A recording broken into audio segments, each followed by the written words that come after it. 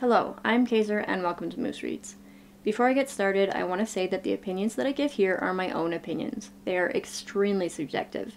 If I dislike a book, it is not a reflection on the author, and it is not a reflection on people who do like it. Different people have different tastes, and that's okay. Today, I will be reviewing Prince and Bodyguard by Tavia Lark.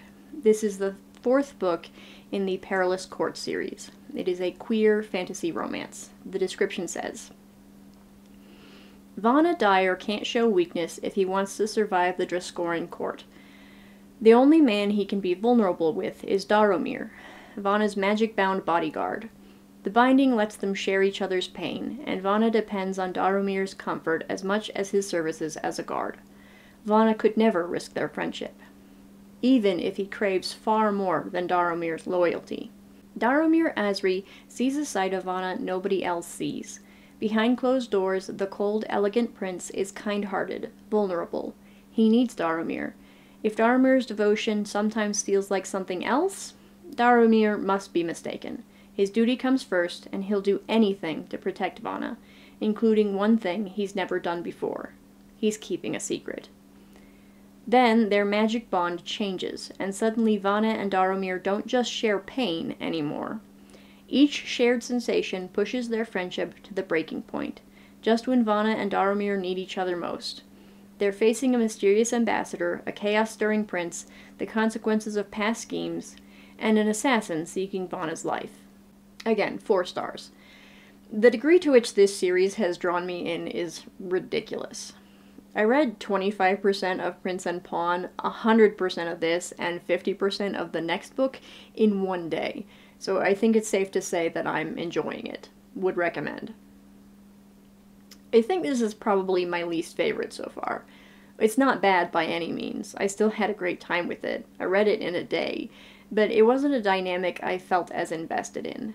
Kind of ironic, really, because this has all the hallmarks of fake dating angst without being fake dating. There's nothing much to say about this that I haven't said of the others. It's a good time, it's easy to read, it's predictable. Time to complain in the spoilers. If you don't like spoilers, now is the time to pause or close the video. For everyone else, let's talk details.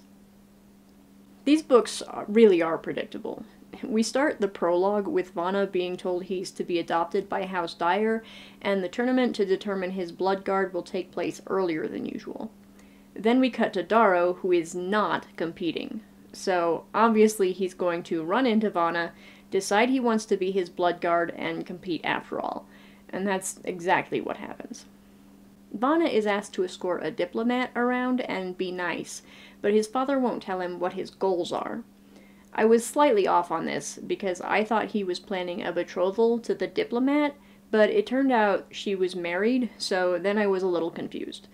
But he was planning a betrothal just to her son.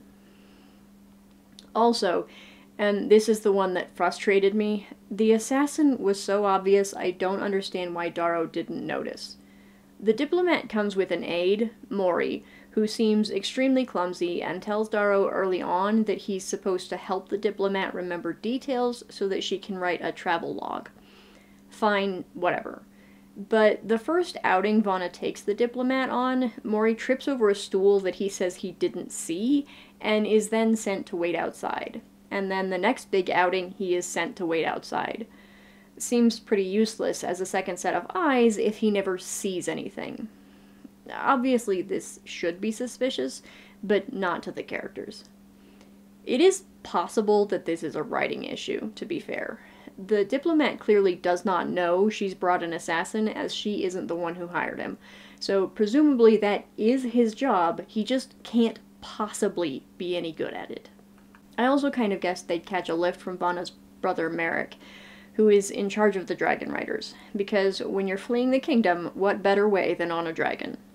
Still liked it. But that's all I have to say about Prince and Bodyguard. If you liked this video, I hope you'll watch more in the future. Thanks for watching this one. Bye.